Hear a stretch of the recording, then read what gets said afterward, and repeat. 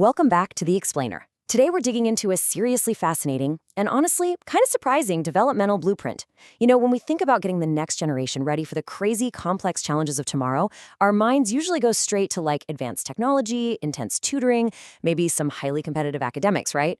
But if you look at the massive body of research from places like the American Academy of Pediatrics, Harvard, and UNICEF, they're pointing to a totally different, way more playful training ground.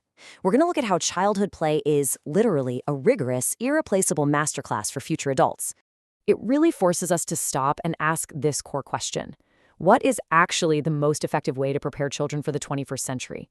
Because we know the modern world demands immense adaptation, complex problem solving, and really high emotional intelligence. We need future leaders who can jump in, innovate, and collaborate with just about anyone. So what kind of environment successfully builds those specific high-level skills? Well, okay, let's dive into this. When you put highly structured classrooms head-to-head with unstructured free play, the research reveals this absolutely fascinating contrast.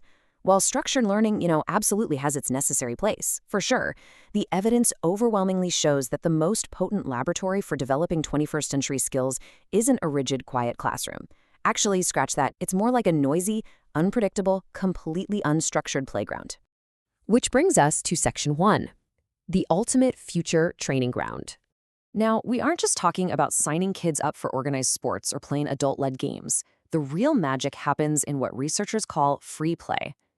This is defined as activities where the children themselves choose the rules, the materials, their companions, and the overall direction. It's entirely child-led, and this autonomy is absolutely critical because it fosters intrinsic motivation.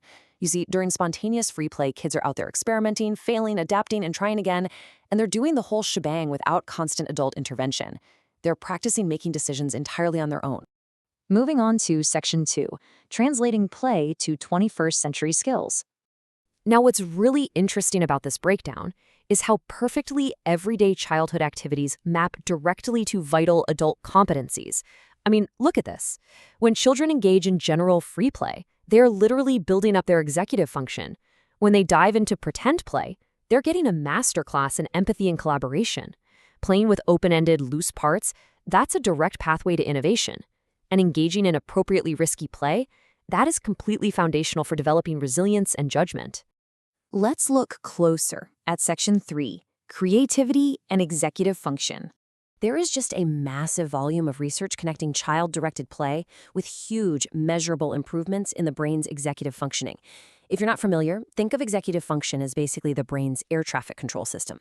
So when kids have to make up the rules to a brand new game, remember those rules, hold all the different roles in their minds, and then adapt when the game inevitably changes, because it always does, they are actively building their working memory, their flexible thinking, attention, planning, and self-control.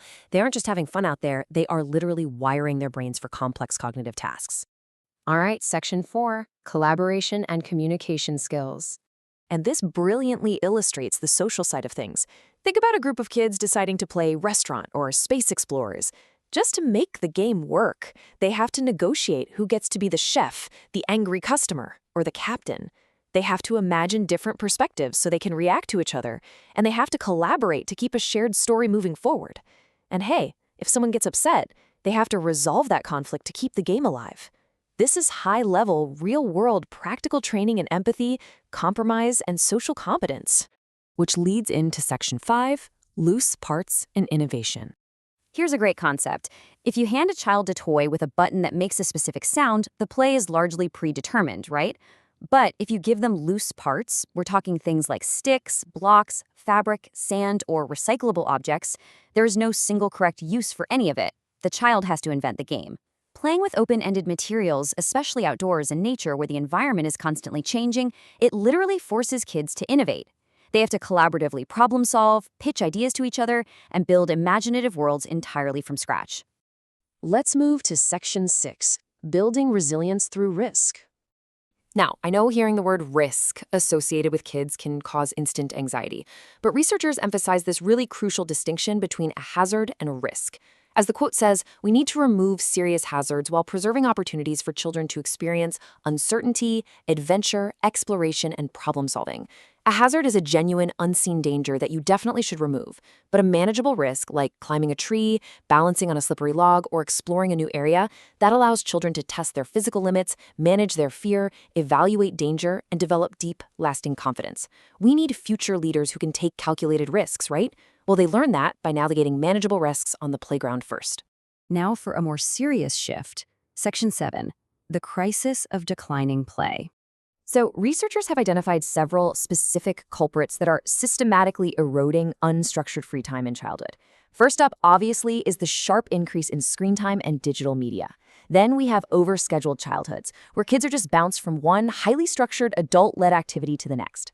Couple this with intense academic pressure at younger and younger ages, heightened parental safety concerns that really limit neighborhood independence, and the shrinking availability of safe outdoor spaces. When you combine all of these factors, the result is a massive structural deficit in free play.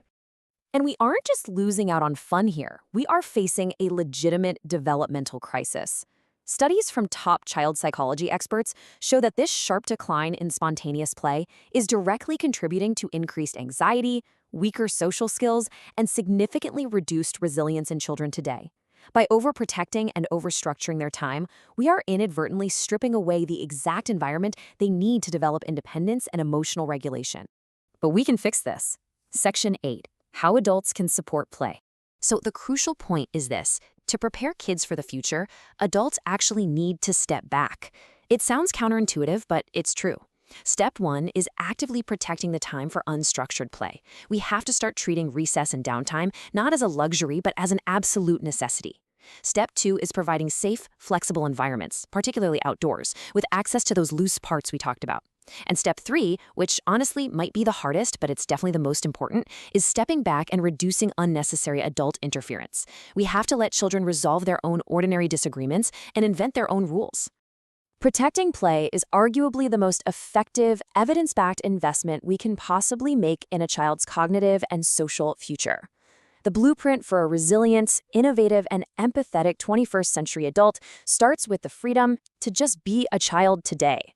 So I'm going to leave you with this thought to consider. In our fast-paced, highly structured world, how will you step back, let go of the reins, and protect the time and space for the children in your life to truly play?